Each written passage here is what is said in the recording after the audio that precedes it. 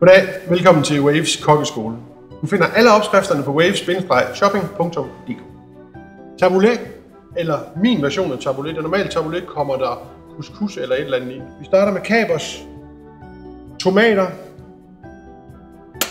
hakket springløg, det var agurk, det er rød peber, lidt frisk chili, gulerødder, frisk mynte, frisk persille, citronsaft og en lille smule citronskal.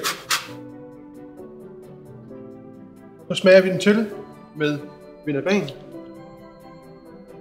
Den skal ikke krydres med salt eller peber. Der er masser af saltsmag i de kapers, der er i. Lækker frisk taboulet, smagt til med vinægretdressing, og opskriften til dressingen ligger på centerets hjemmeside. Velkommen.